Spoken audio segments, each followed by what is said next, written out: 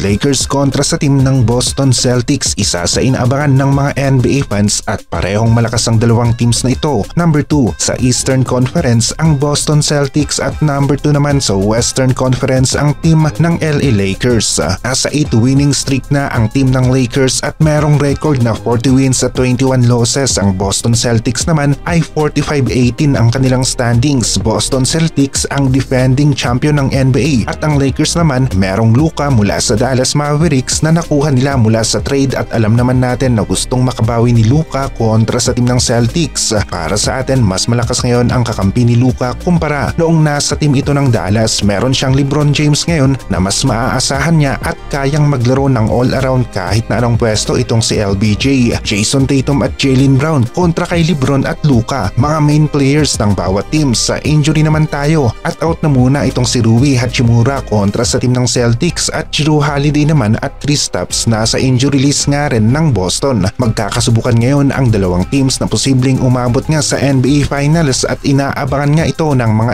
NBA fans. Balitang balita sa mundo ng NBA ang larong ito. Solid ang naging performance ni LeBron at Luka sa kanilang mga last 2 games. Parehong malakas na opensa ang kanilang naipakita. Luka 32 points laban sa Knicks, 30 points kontra sa team ng Pelicans, 29 at 31 sa back-to-back games nila kontra sa team ng Clippers at 21 laban sa team ng Minnesota Timberwolves. Maging itong si LeBron matindi nga rin ang opensa, 31 points kontra sa team ng Knicks, 34 laban sa team ng Pelicans, 17 at 28 naman sa kanilang back-to-back games kontra sa team ng Clippers at 33 points kontra sa team ng Minnesota Timberwolves. Magkakaalaman ngayong araw kung sino nga ba ang merong mas malakas na duo ngayon, ang Lakers ba o ang team ng Boston Celtics, na kung saan talagang umaasa ng malaki ang bawat team sa kanilang mga dalawang players, LeBron at Luka para sa team ng Lakers, Jaylen Brown at Jason Tatum naman para sa team ng Boston Celtics. Nagiging aktibo nga rin ang mga role players ng Lakers, palaging nakasuporta kina LeBron at Luka. May kontribusyon nga rin silang naibibigay sa opensa at depensa. Hindi maipagkakaila ng mas gumanda pa at mas lumakas ang Lakers noong napunta nga si Luka sa team na ito at maging itong si Mark Cuban, ang dating majority owner ng Dallas Mavericks, ay dismayado sa trade na ginawa ng Dallas dahil kung siya lang ang masusunod ay mas magandang deal sana ang nakuha niya mula sa Luka trade, pero wala na ngang gaanong kapangyarihan itong si Mark Cuban tungkol sa desisyon na iyon pagkatapos niyang ibenta ang malaking porsyento ng ownership ng Dallas Mavericks. Year 2000 noong nabili ni Mark Cuban ang Dallas Mavericks sa halagang $285 million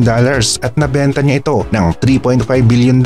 Laki ng tinubo ni Mark Cuban, isang indikasyon na matalinong businessman ang taong ito. No disrespect kay Anthony, nasabi ni Mark Cuban tungkol sa kanyang talento, pero mas magandang deal sana talaga ang kanilang nakuha kung siya lang ang masusunod. Dahil kung tutusin, si Luka ang pinakadahilan kung bakit umabot sa NBA Finals ang Dallas Mavericks last season at nahirapan nga lang talaga sila kontra sa team ng Boston Celtics sa Finals.